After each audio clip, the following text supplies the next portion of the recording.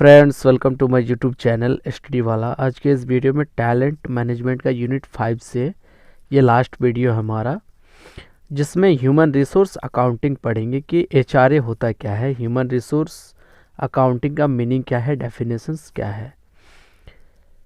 The American Association of Accounts, जो American Association of Accounts एक organisation है, उसने एचआरए को ह्यूमन रिसोर्स अकाउंटिंग को डिफाइन कैसे किया, उस चीज़ को देख लेते हैं कि defines HRA as HRA is a process of identifying and measuring data about human resources.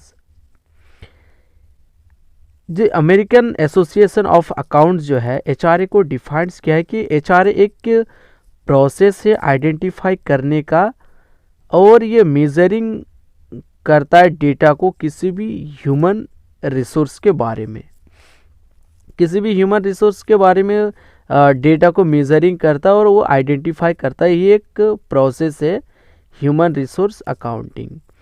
And communicating, और कम्युनिकेट करता है दिस इंफॉर्मेशन, इस इंफॉर्मेशंस को जो इंटरेस्टेड पार्टीज होता है, जो भी इंटरेस्टेड पार्टी होते हैं उनके साथ वो कम्युनिकेट करते इस इंफॉर्मेशंस को एक्सेस करने के लिए। It involves measuring the cost incurred by organisations to recruit. इसमें वो सारे कॉस्ट मेजरिंग, वो सारे मेजरिंग कॉस्ट इनक्यूर्ड्स होते, इन्वॉल्व्स होते हैं, जो एक ऑर्गेनाइजेशंस के द्वारा रिक्रूट करने में किया जाता है।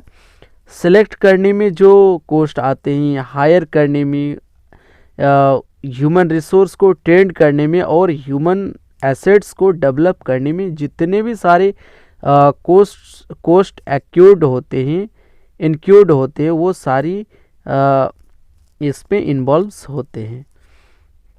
It also involves measuring the economic value, और इसमें वो सारी मेजरिंग करता है इकोनॉमिक वैल्यूज़ को of people to the organisation, जो एक लोगों का, जिसमें ह्यूमन रिसोर्सेज का आता है किसी भी ऑर्गेनाइजेशंस में। तो ये था हमारा ह्यूमन रिसोर्स अकाउंटिंग, इनका मीनिंग एंड डेफिनेशंस। इनके ऑब्जेक्टिव्स क्या क्या हैं, human objectives of human resource accounting, human resource accounting का क्या ऑब्जेक्टिव्स हैं। पहला है providing cost value informations about acquiring, developing, allocating and maintaining human resources. इसमें ह्यूमन रिसोर्स को मेंटेनिंग करने में, एलोकेटिंग करने में, डेवलप करने में, उसको एक्वायर करने में जितने भी कॉस्ट लगता है, उनको सारे इंफॉर्मेशंस ये ह्यूमन रिसोर्स अकाउंटिंग प्रोवाइड्स करता है। नंबर 2 है enabling management to monitor the use of human resources. ये ह्यूमन रिसोर्सेज का जितना भी यूजेज हैं, उसको मॉनिटर करने में ये मैनेजमेंट जो है, ह्यूमन रिसोर्स अकाउंटिंग मैनेजमेंट जो है, अनेबल करता है। Number 3 increasing managerial awareness of the value of human resources. और ये जो मैनेजरियल अवेयरनेस है, उनको इंक्रीजिंग करने में, उनका क्या वैल्यू है, उनको इंक्रीज करने में, अवेयरनेस को इंक्रीज करने में ये ह्यूमन रिसोर्सेज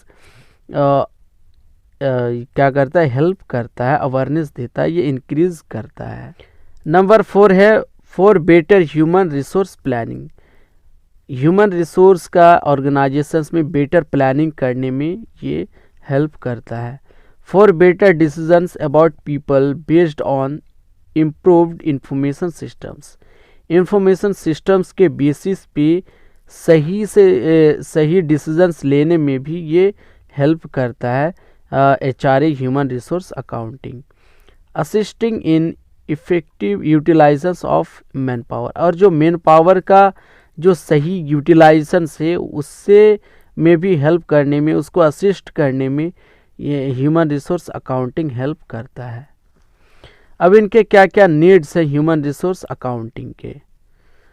पहला है expenses related to the human organisations are charged to current revenue instead of being treated as investment. जो भी जितने भी एक्सपेंसेस होते हैं ह्यूमन रिसोर्स पे, जो ह्यूमन रिसोर्स से रिलेटेड जितने भी ऑर्गेनाइजेशंस में एक्सपेंसेस होते हैं वो करंट रेवेन्यू से होते हैं और वो एक एज ए इन्वेस्टमेंट की तरह उसे माना जाता है कि इन्वेस्टमेंट कर रहे हैं, इन्वेस्टमेंट हो रहा है। The productivity and profitability of a firm largely depends on the contributions of human assets.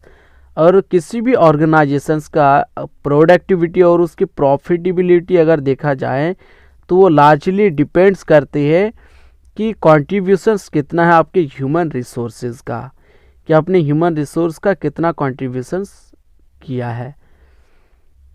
Number 3 है if the value of human resources is not duly reported in profit and loss account and balance sheet. अगर आपका human resource का value अगर आपने report नहीं करते हैं profit and loss account में और बैलेंस शीट में, the important act of management on human assets can not be perceived.